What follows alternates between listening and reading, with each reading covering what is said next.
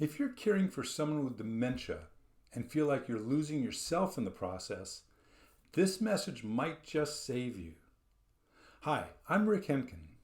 My wife Sonia was diagnosed with Alzheimer's in January 2020 at the age of 65.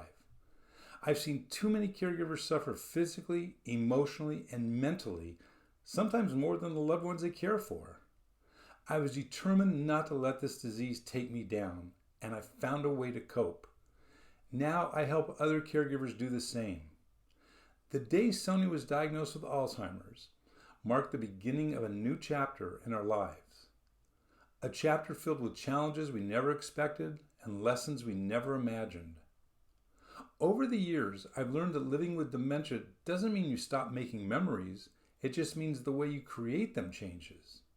It's not about planning big events or waiting for milestones. It's about the small, everyday moments. The ones that may seem insignificant, but in reality are the most meaningful. When I think about my time with Sonia, what stands out aren't the grand gestures or the elaborate plans.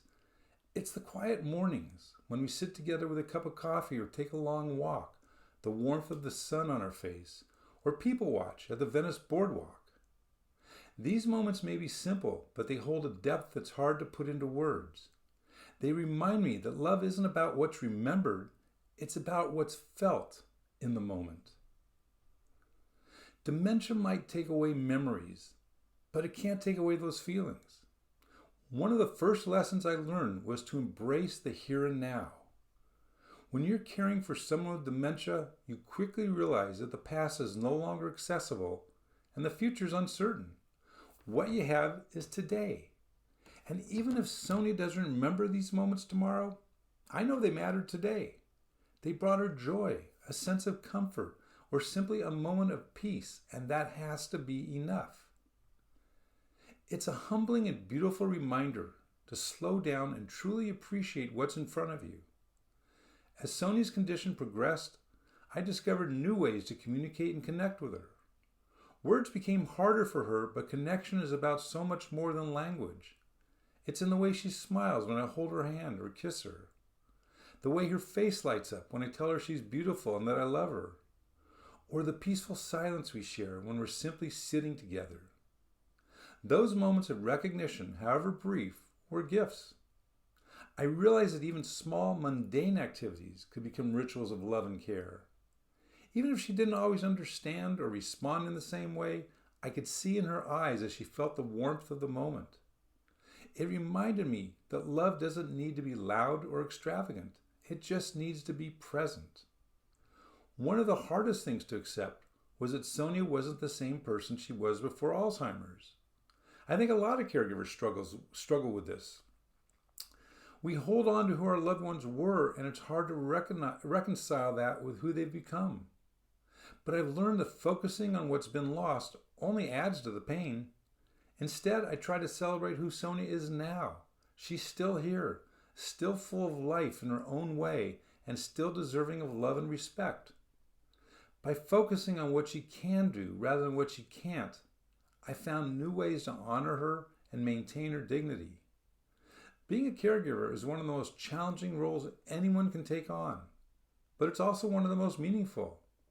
It's a role that requires patience, resilience, and an incredible amount of love. It also requires you to take care of yourself. I'll admit, this is a lesson I learned the hard way. For a long time, I thought taking time for myself was selfish. But I've come to understand that self-care isn't a luxury, it's a necessity. You can't pour from an empty cup. To be there for Sonia, I need to be kind to myself too. That means recognizing when I need help, reaching out to others, and giving myself permission to rest. Another lesson I've learned is the importance of gratitude. It's easy to get caught up in what's been lost, but focusing on what remains has been incredibly healing. I'm grateful for the years Sonia and I had before her disease, a disease she didn't ask for. I'm grateful for the moments of connection we still share, and I'm even grateful for the challenges because it taught me to find beauty in the small things. I often think about how lucky we are that Sonia didn't develop dementia 10 years earlier. Those extra years gave us memories we wouldn't have had otherwise. That perspective helps me appreciate the time we have now. So if I can leave you with one piece of advice, it's this.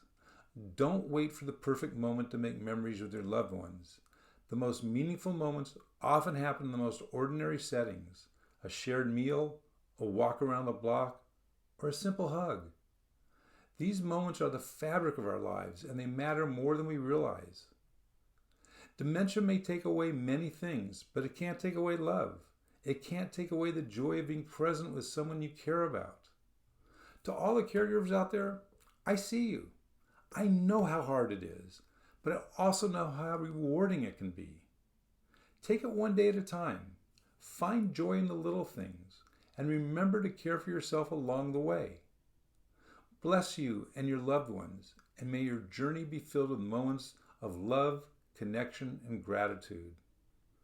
I'd love to hear from you. What's one small moment that's brought you unexpected joy during your caregiving journey? Let's encourage each other in the comments. If you're feeling overwhelmed, exhausted, or like you're losing yourself in caregiving, you're not alone. That's exactly why I created Caregiver Mastery, a step-by-step roadmap designed to help you manage stress, anger, and burnout so you can care for your loved one without sacrificing yourself in the process. Inside, you'll learn how to set healthy boundaries, reduce overwhelm, and find peace, even in the hardest moments. I call this place Heaven Island, a state of peace, acceptance, and clarity where you can care for your loved one without losing yourself. Click the link below or visit caregivermasterycourse.com to get started today. If this video helped you, please like, share, and subscribe. I post caregiver support videos every Monday and Thursday. You're not alone in this.